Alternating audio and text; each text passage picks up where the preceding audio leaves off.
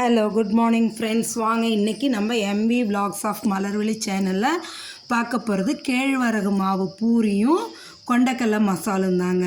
பாருங்கள் என்ன அழகாக சாஃப்டாக பஃபியாக நல்லா பஃப்னு இருக்க பூரியும் கொண்டக்கடலை மசாலும் தான் நான் செஞ்சேங்க. அதை உங்கள் கூட ஷேர் பண்ணிக்கலான்னு தான் இருக்கேன். சரிங்களா, வாங்க இதுக்கு என்ன பண்ணியிருக்கேன்னு பார்க்கலாம். ஒரு ஓவர் நைட் 8 மணி நேரத்துக்கு மேலே ஊறின கொண்டக்கடலையை ஒரு 4-5 விசில் விட்டு வேக வச்சு எடுத்துருக்கேங்க. அந்த கொண்டக்கடலை இப்படி கையால் அமுத்தினோம்னா அப்படி மாவு மாரி மசிஞ்சு வருங்க. இந்த அளவு சாஃப்ட்னஸாக வேக வச்சு எடுத்து வச்சுட்டேங்க. இதுக்கு குருமா தாளிக்கிறதுக்கு பார்த்திங்கன்னா ஒரு 2 பெரிய வெங்காயம் நறுக்கி வச்சுருக்கேங்க, 2 பச்சை மிளகா ஸ்ப்ளிட் பண்ணி வச்சுருக்கோம், ஒரு தக்காளி நறுக்கி வச்சுருக்கேன். இது 3 தாளிக்கிறதுக்குங்க. இந்த பக்கம் பார்த்திங்கன்னா இஞ்சி, பூண்டு, கொண்டக்கடலை, பெருஞ்சீரகம், தக்காளி, ஒரு 3 பத்தை தேங்காய் இதெல்லாம் அரைக்கிறதுக்குங்க. 1 ஸ்பூன் பெருஞ்சீரகங்க. இதில் கொண்டக்கடலையை தவிர மீதி எல்லாத்தையும் போட்டு ஒன்றா ஃபஸ்ட்டு நைஸாக அரைச்சி அதுக்கப்புறம் எடுக்கிறப்ப கொண்டக்கடலையை போட்டு சும்மா 1-2 அரைச்சி எடுத்துடணுங்க, பல்ஸ் மோடில் போட்டு. அவ்வளோதாங்க. இதை தான் நம்ம வச்சு செய்ய போகிறோம். சரிங்களா, பாருங்கள். குக்கரை வச்சுட்டு நீட்டாக குக்கரில் கொஞ்சமாக தான் நான் எண்ணெய் ஊற்றுவேங்க. தாளிக்கு நிறையெல்லாம் ஊற்ற மாட்டேன். பாருங்கள், கொஞ்சோண்டு எண்ணெய் ஊற்றி 2 பட்டையும் கிராம்பும் போட்டு தாளிச்சாச்சுங்க. அது பொரிஞ்சு வந்ததும் அந்த வெங்காயத்தையும் பச்சை மிளகாயும் போட்டு வதக்கி எடுக்கலாங்க. நல்லா ஒரு மாதிரி கண்ணாடி பதம் தாண்டுற அளவுக்கு வதக்கணுங்க. சரியா, நல்லா வதக்கி எடுத்துருங்க. வதக்கி எடுத்துக்கிட்டு அதுக்கப்புறமா தக்காளியை போட்டு வதக்கணுங்க. இதுக்கு இடையில் நம்ம என்ன பண்ணலான்னா, நம்ம மிக்ஸி ஜாரில் அந்த அரைக்க வேண்டிய பொருளெல்லாம் எடுத்து போடலாங்க. என்னென்ன அரைக்கணுமோ அதெல்லாம் எடுத்து போட்டு ரெடி பண்ணிவிடுவோம். பாருங்கள், நல்லா வதங்கிடுச்சுங்க. இதுக்கப்புறம் நல்லா வதங்கினதும் நம்ம தக்காளி எடுத்து போடுறோங்க. ஒரு தக்காளி நறுக்கி வச்சுருந்தோம்ல, அதையும் போட்டு நல்லா வதக்கிடுங்க. அது வதங்கிக்கிட்டே இருக்கட்டும். அதுக்குள்ளே நம்ம மிக்ஸி ஜாரில் போட்டு அரைக்கிறத ரெடி பண்ணிடலாங்க.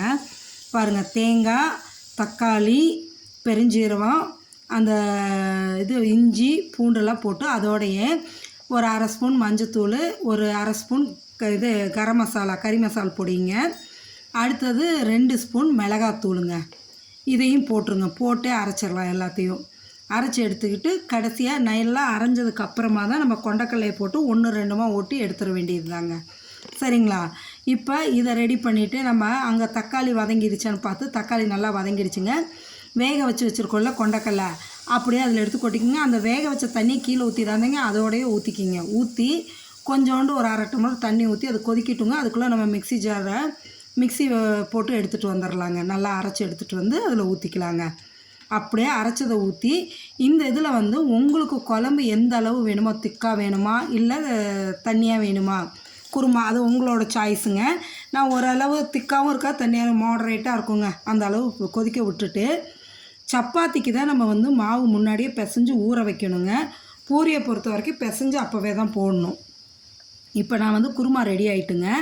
அதனால் 1 டம்ளர் கேழ்வரகு மாவுங்க. நல்லா ஸ்கூப்பாக 1 டம்ளர் கேழ்வரகு மாவுக்கு 1/2 டம்ளர் கோதுமை மாவு கலந்துட்டேங்க. ஏன்னா கேழ்வரகு மாவில் குளூட்டன் அந்த பிசுபிசுப்பு தன்மை இருக்காது இல்லையா, அதனால் கொஞ்சோண்டு 1/2 டம்ளர் கம்மியாகவே கோதுமை மாவு கலந்துக்கிட்டேங்க. ஆனால் இதில் கேழ்வரகு மாவு தான் அதிகம். சரிங்களா, போட்டு நல்லா பிசைஞ்சு எடுங்க. உப்பு போட்டு தேவையான அளவு போட்டு தண்ணியை தெளித்து நல்லா கெட்டியாக பிசைஞ்சு எடுத்துருங்க. ரொம்ப சாஃப்டாக இலவலாக பிசையாதீங்க, கெட்டியாக பிசைஞ்சுக்குங்க. இப்போ நான் 1 டம்ளர் கேழ்வரகு மாவும் ஒரு 1/2 டம்ளர் கம்மியாக எடுத்த கோதுமாவுக்கு ஒரு 10 பூரி வருங்க. எங்களுக்கு அதே தாராளம் தான். அது சின்ன சின்ன உருண்டையாக உருட்டி இந்தமாரி பூரிக்கட்டையில் வச்சு நல்லா உருட்டி தேய்ங்க. இதுக்கு டஸ்டிங் கோதுமை மாவு யூஸ் பண்ணுங்கள், கேழ்வரகு மாவு பண்ணாதீங்க. கோதுமை மாவு போட்டு அப்படியே லேசாக அமுத்தி நம்ம பூரிக்கு தேய்க்கமில்ல திக்னஸ், அந்த அளவு திக்னஸ் தேய்ச்சி எடுத்திங்கன்னா போதுங்க. இந்த அளவு தேய்ச்சி இந்த இதில் கோதுமை மாவு மாரி சைடெல்லாம் ஓரம்லாம் ஸ்மூத்தாக வராதுங்க. லேசாக வெடித்த மாதிரி தான் தெரியும். அது ஒன்றும் பிரச்சனை இல்லை, பொரிச்சு எடுக்கும்போது தெரியாது எதுவுமே. இருந்தாலும் உங்களுக்கு நான் வீடியோ காமிக்கிறதுக்காக டிஃபன் பாக்ஸ் மூடி வச்சு கட் பண்ணி காமிச்சிருக்கேன். நீங்கள் வேணால் இப்படி கூட செஞ்சுக்கலாங்க.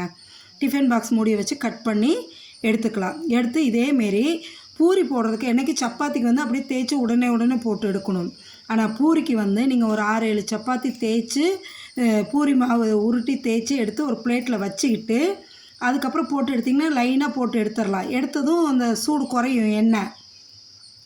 அதுக்கப்புறம் திரும்ப அது சூடு ஏறுறதுக்குள்ளே நீங்கள் திரும்ப ஒரு 6-7 தேய்ச்சிக்கலாம். சரிங்களா, நான் அந்தமாரி தான் பண்ணுவேன். நீங்களும் அதேமாரி பண்ணிங்கன்னா ஈஸியாகவும் இருக்கும், வேலையும் சீக்கிரம் முடியுங்க. இதுமாரி தான் நான் தேய்ச்சி எடுத்து ரெடியாக வச்சுக்கிட்டு தான் பூரி போட போவாங்க. இதுக்கிடையில் நான் தேய்க்கும் போதே வானலை வச்சு எண்ணெய் ஊற்றிடுவாங்க. எண்ணெய் காயறதுக்குள்ளே இங்கே தேய்ச்சிடலான்னு சொல்லி சரிங்களா. காஞ்சதும் அப்படியே நம்ம போட்டு எடுக்க சீக்கிரமாக ஈஸியாகவும் இருக்கும், நம்மளுக்கு வேலையும் சீக்கிரம் முடியுங்க. அப்போ தான் இந்த சூட்டோடு போட்டு நல்லா பூரியை பொறுத்த வரைக்கும் எண்ணெய் நல்லா காஞ்சாதாங்க பஃபியாக எழுந்திரிச்சி வரும். பாருங்கள், எண்ணெய் காஞ்சிச்சு பாருங்கள். ஒரு பூரி போட்டாச்சா அப்படியே எப்படி பஃப்னு உப்பி வருது பாருங்களேன். அந்த உப்பி வரும்போது அந்த சாரணியை வச்சு அமுத்தி விட்டுட்டு மேலே எண்ணெய் எடுத்து அப்படி தெளித்து விட்டுட்டு அதுக்கப்புறம் பெரட்டி போட்டுடுங்க. சூப்பரான கேழ்வரகு மாவு ராகி மாவு பூரிங்க. அவ்வளோ சாஃப்டாக நல்லாயிருக்குங்க. இந்த சென்னா மசாலா அதுக்கு அவ்வளோ சூப்பருங்க. கொண்டக்கடலை மசாலா. நீங்களும் இதை செஞ்சு சாப்பிட்டு பார்த்துட்டு எனக்கு எப்படி இருக்குன்னு சொல்லுங்கள்.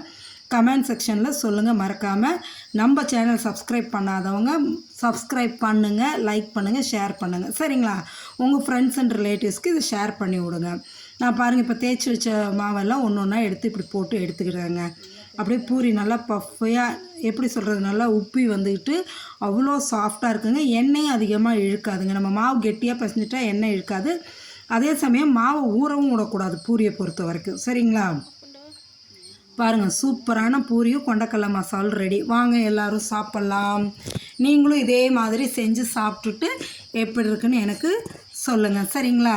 உடம்புக்கு நல்ல ஆரோக்கியமான இந்த கேழ்வரகு பூரி நீங்களும் செஞ்சு சாப்பிடுங்க. கால்சியம் ரிச்சானதுங்க. உடம்புக்கு ரொம்ப சத்துள்ள ஒரு பூரிங்க. நீங்களும் செஞ்சு சாப்பிட்டு சொல்லுங்கள். Okay, thank you viewers.